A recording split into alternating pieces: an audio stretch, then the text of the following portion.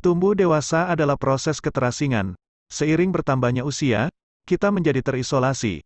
Setelah kita melampaui kebutuhan akan popok, hubungan kita dengan tubuh kita mulai berubah. Mulai dari alat kelamin dan berlanjut ke perut, leher, ketiak dan sebagainya. Bagian tubuh yang semakin menjadi tabu. Akhirnya, satu-satunya bentuk kontak fisik yang dapat diterima dengan orang lain adalah sesekali berjabat tangan atau berpelukan. Saat proses itu berlangsung, kita mulai menganggap tubuh kita dengan perasaan malu. Pikirkan tentang pakaian. Orang-orang memakainya bahkan di iklim yang paling nyaman. Mengapa mereka melakukan itu? Nah, tujuannya bukan hanya untuk memberikan perlindungan dari unsur-unsur tersebut. Semua itu bertujuan untuk menyembunyikan tubuh kita dari tatapan orang lain. Hal-hal seperti pakaian, berdiri di antara kita dan keintiman dengan orang lain. Saat ini kontrol diri dan kesopanan konvensional mengatur sebagian besar interaksi kita.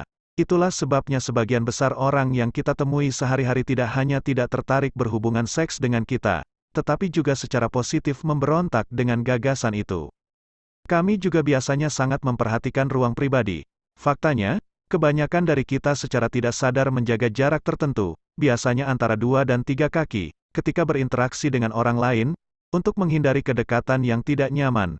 Dalam kebanyakan situasi, tubuh kita sangat terlarang bagi orang asing. Mereka yang kita izinkan untuk dekat dengan kita, seperti dokter dan dokter gigi, adalah pengecualian yang membuktikan aturan tersebut.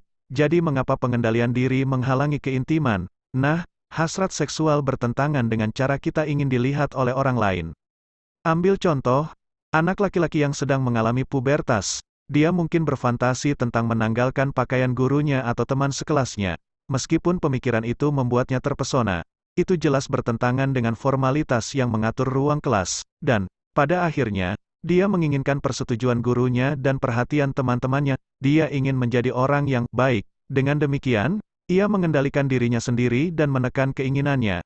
Orang yang baik mungkin bertindak berdasarkan keinginannya, tetapi hanya jika keinginan itu dianggap pantas secara sosial. Itu sebabnya berpegangan tangan atau berciuman mungkin diperbolehkan. Tapi bagaimana dengan mengisap jari kaki seseorang atau menamparnya dan menarik rambutnya? Saat kita berkembang dan menjadi makhluk seksual, kita semakin berkonflik dengan ekspektasi masyarakat. Kami mencari seks untuk membantu kami mengurangi tekanan ini dan menemukan jalan keluar dari isolasi.